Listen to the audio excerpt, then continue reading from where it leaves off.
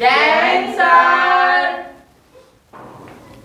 जिन बच्चों इस समय आप लोग महामना इंस्टीट्यूट के यूट्यूब चैनल से जुड़े हुए हैं और इस चैनल में मैं आप सबका स्वागत करता हूं। आज हम लोग class 9th chemistry Hindi medium NCERT book के 4th चैप्टर परमाणु की संरचना यानी स्ट्रक्चर ऑफ एटम के अंतर्गत आज हम लोग न्यूट्रॉन और इसके बाद हम लोग बोरबरी का नियम पढ़ेंगे।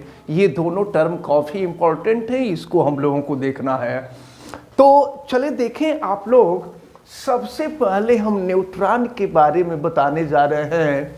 देखें, एक रसायनज्ञ थे जिनका नाम सर जेम्स चैडविक था, ठीक ना, सर जेम्स चैडविक। इन्होंने 1932 ईस्वी में न्यूट्रॉन की खोज की थी। कैसे की थी न्यूट्रॉन की खोज?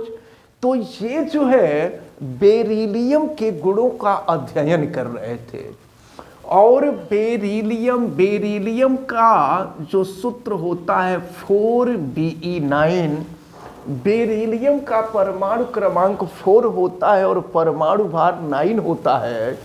बेरिलियम के गुणों का अध्ययन कर रहे थे, इसी दौरान इसके ऊपर अल्फा कण की बौछार की गई। अल्फा कण जो हीलियम का नाभिक होता है 2He4, अल्फा कण की बौछार की गई। तो जब बौछार की गई तो कार्बन का परमाणु उत्पन्न हुआ, कार्बन का परमाणु 6C12 उत्पन्न हुआ और इसके साथ साथ इसमें से एक बहुत ही तीव्रगामी कण 0N1 निकला। यह जो 0N1 था यही न्यूट्रॉन था।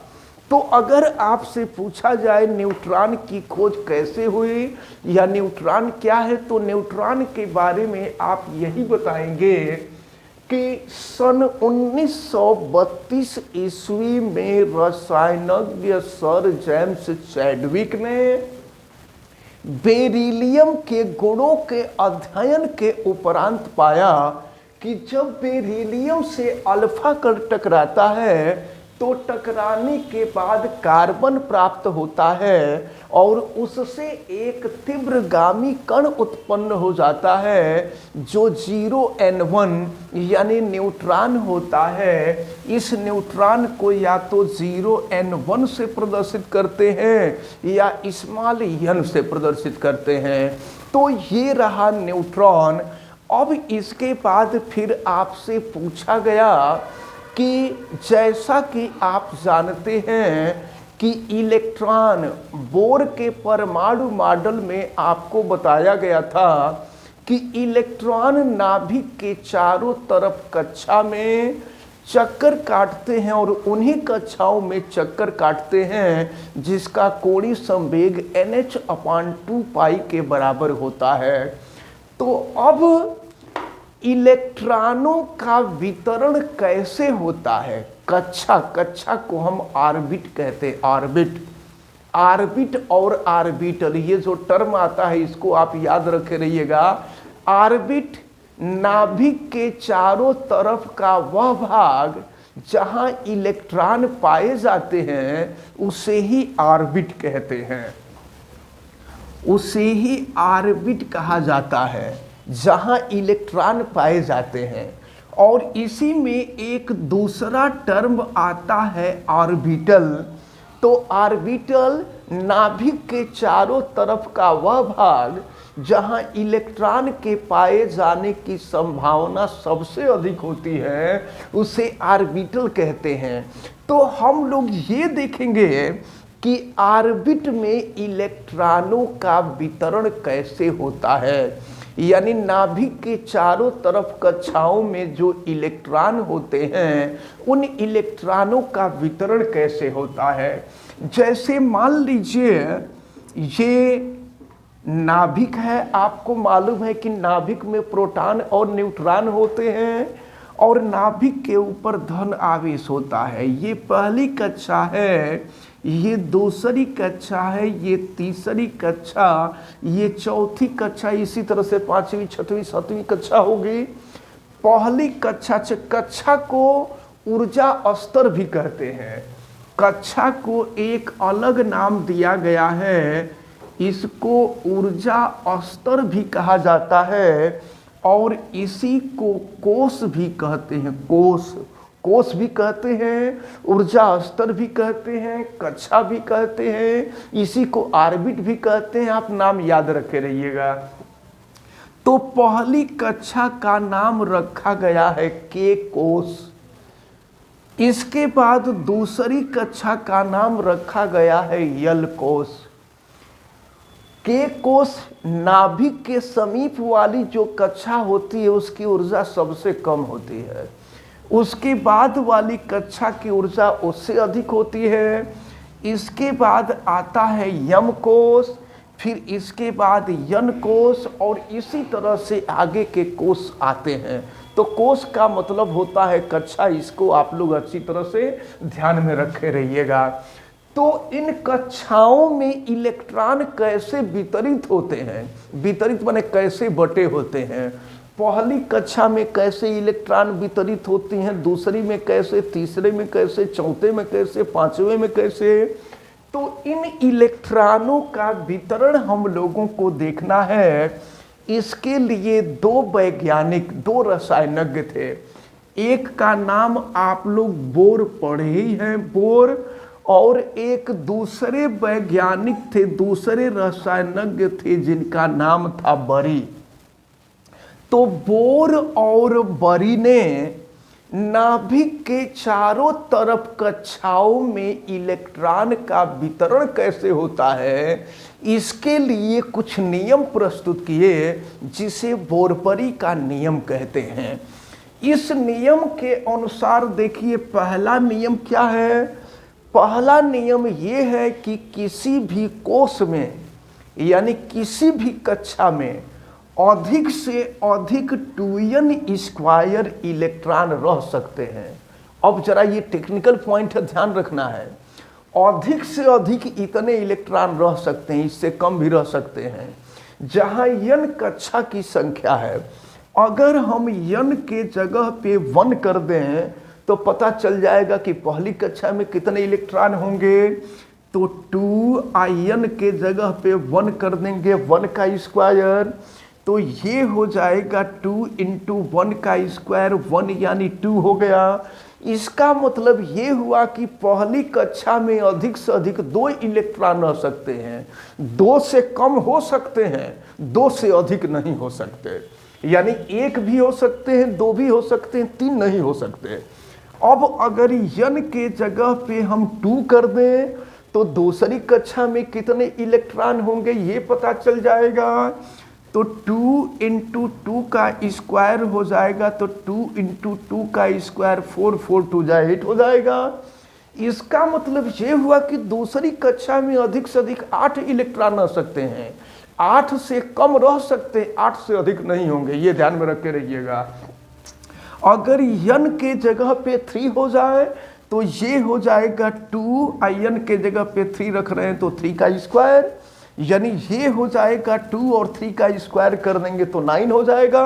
तो ये हो जाएगा 9 दूना 18, यानी तीसरी कक्षा में अधिक से अधिक 18 इलेक्ट्रॉन रह सकते हैं। 18 से कम रह सकते हैं लेकिन 18 से अधिक नहीं हो सकते। इसी तरह से अगर मान लीजिए n के जगह पे हम 4 कर दें तो ये हो जाएगा 2 × 4 का स्क्वायर, तो 2 × 4 का स्क्वायर कर देंगे 16, तो ये हो जाएगा 16 दूना 32। चौथी कक्षा में अधिक से अधिक 32 इलेक्ट्रॉन रह सकते हैं। 32 से कम रह सकते हैं लेकिन 32 से अधिक नहीं हो सकते। अगर इसी तरह से n के जगह पे हम 5 कर देते तो फिर क्या मिलता, 2 × 5 का स्क्वायर यानी 2 × 5 का स्क्वायर 25 यानी 50 हो जाएगा। तो पांचवी कक्षा में अधिक से अधिक 5 इलेक्ट्रॉन रह सकते हैं, 5 से अधिक नहीं रह सकते। तो यहाँ पे जो शब्द प्रयोग किया गया था इसको आप ध्यान में रखे रहना कि किसी भी कक्षा में अधिक से अधिक शब्द का प्रयोग किया गया था। 2n स्क्वायर इलेक्ट्रॉन रह सकते हैं, इससे अधिक इलेक्ट्रॉन नहीं रह सकते। तो ये बोरबरी का पहला नियम है। अब इसके बाद आप देखें दूसरा नियम क्या है। दूसरा नियम ये है कि सबसे बाहर वाली कक्षा में अधिक से अधिक 8 इलेक्ट्रॉन रह सकते हैं और उससे पहले वाली कक्षा में अधिक से अधिक 18 इलेक्ट्रॉन रह सकते हैं। आप लोगों को थोड़ा सा अटपटा लग रहा होगा क्योंकि वे 9th में है, दिमाग विकसित नहीं हुआ है।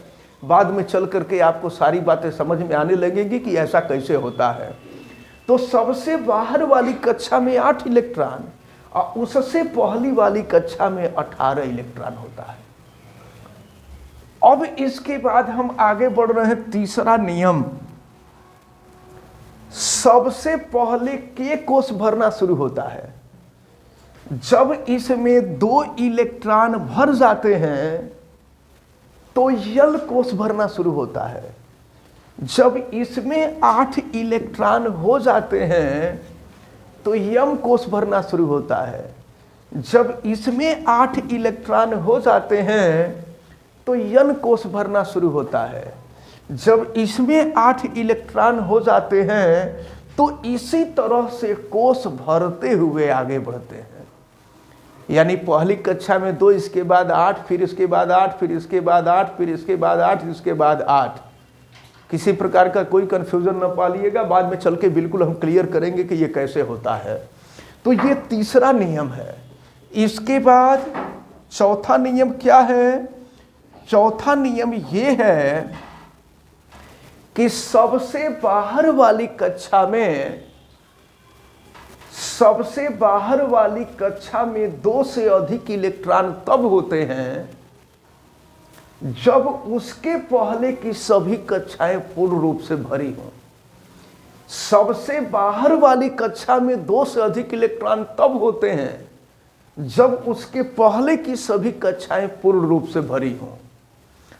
और फिर पांचवा नियम यह है कि सबसे बाहर वाली कक्षा से पहले वाली कक्षा, सबसे बाहर वाली कक्षा से पहले वाली कक्षा में 8 से अधिक इलेक्ट्रॉन तब होते हैं जब उसके पहले की सभी कक्षाएं पूर्ण रूप से भरी हों। तो ये 5 नियम है बोरबरी के। आप लोगों के 9th में 1-2 नियम दे दिया होगा, हल्का फुल्का कुछ नियम दे दिया है, तो उससे काम नहीं बनेगा। जिस चीज को जानिए बढ़िया से जानिए, विधिवत जानिए। तो अब इन सब के ये जब 5 नियम आपको तैयार रहेंगे तब बोरबरी नियम से हम लोग देखेंगे इलेक्ट्रॉनिक विन्यास लिखना। जब इलेक्ट्रॉनिक विन्यास, अच्छा एक नया टर्म आपको मिला, इलेक्ट्रॉनिक विन्यास।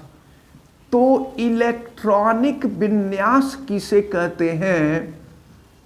इलेक्ट्रॉनिक विन्यास क्या है, या इसको इंग्लिश में इलेक्ट्रॉनिक कॉन्फ़िगरेशन कहते हैं। इलेक्ट्रॉनिक कॉन्फ़िगरेशन कहते हैं। इलेक्ट्रॉनिक विन्यास क्या है? तो इलेक्ट्रॉनिक विन्यास की डिफिनीशन ये है कि नाभिक के चारों तरफ कक्षाओं में इलेक्ट्रॉनों के वितरण को ही इलेक्ट्रॉनिक विन्यास कहते हैं। अभी इलेक्ट्रॉनिक विन्यास हम लोगों को लिखना है, जितने भी तत्व ज्ञात हैं सबके, और जितना भी इलेक्ट्रॉनिक विन्यास लिखेंगे सबके लिए ये 5 नियम लागू होना चाहिए। अगर 5 नियम नहीं लागू होगा, इसका मतलब कि हमारा 5 नियम में से अगर कोई भी एक नियम लागू नहीं होगा, इसका मतलब ये हुआ कि इलेक्ट्रॉनिक विन्यास जो लिखा गया है वो गलत लिखा गया है। तो इसको हमेशा सावधानी पूर्वक ध्यान में रखना होगा। और इसके लिए ये जो 5 नियम है, ये 5 नियम आपको अच्छी तरह से याद रखने होंगे। इसको आप याद रखे रहिएगा तो नेक्स्ट वीडियो में हम लोग इन 5 नियम के आधार पर इलेक्ट्रॉनिक विन्यास लिखना देखेंगे। फिलहाल हमें उम्मीद है कि ये न्यूट्रॉन की खोज और ये बोरबरी के 5 नियम आपको अच्छी तरह से समझ में आए होंगे। आप वीडियो को लाइक जरूर कीजिएगा, और अगर आप चैनल पे नए हैं तो चैनल को सब्सक्राइब कर लीजिए, बेल आइकन को भी प्रेस करें। और अगर किसी प्रकार की कोई दिक्कत समझ में आती है तो आप हमें कमेंट करके जरूर बतावें। आप सभी लोगों का बहुत बहुत धन्यवाद। जय हिंद।